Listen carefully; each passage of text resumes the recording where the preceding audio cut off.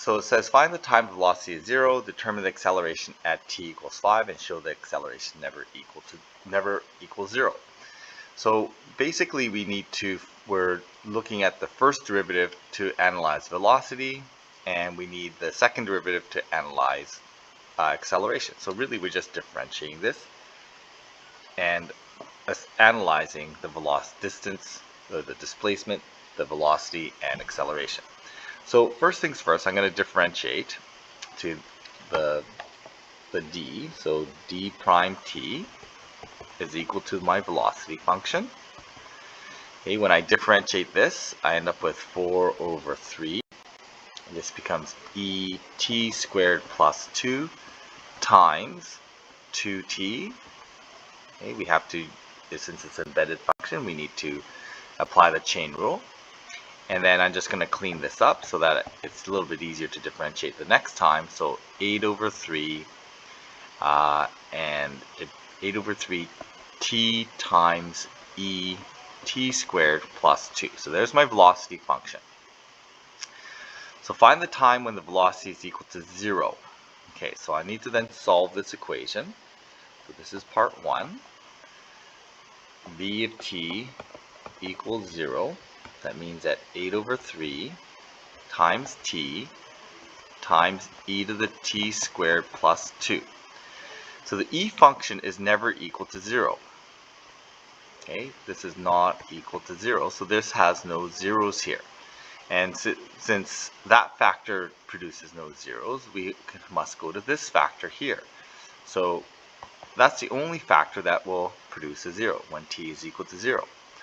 So the velocity, find the time when the velocity is equal to 0. So t equals 0 is the time when the velocity is equal to 0. Part 2 says we want to find the acceleration at t equals 5. So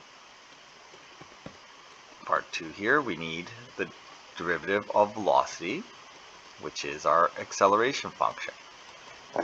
Now, since this is an embedded function, this is a product function, we need to use product rule. So we get 8 over 3. I'm just going to put this into brackets.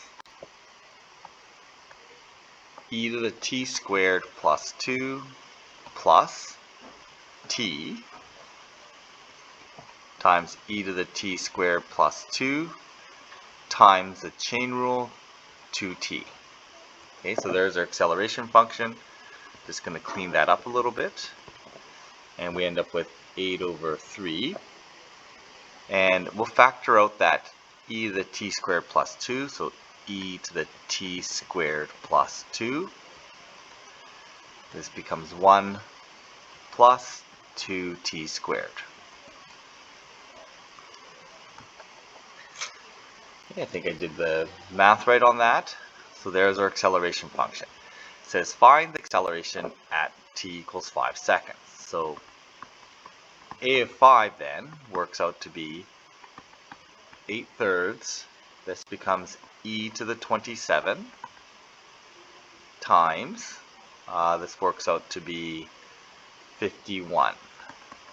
Okay, we should simplify this a little bit. 51 divided by 3 is 17. 8 times 17, that is going to be 100, and 8 times 10 is 80. 8 times 7 is 56. So I'm going to get 136 e to the 27. I think that's correct. Okay, so there's my acceleration at t equals 5 seconds.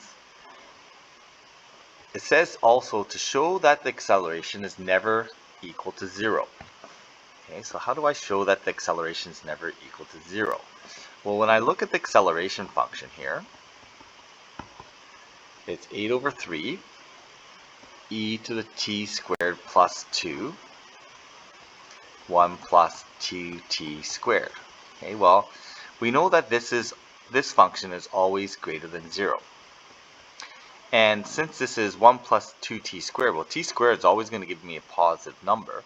So this portion here must always be greater than 0. So that means that all factors are greater than 0, therefore must always be positive.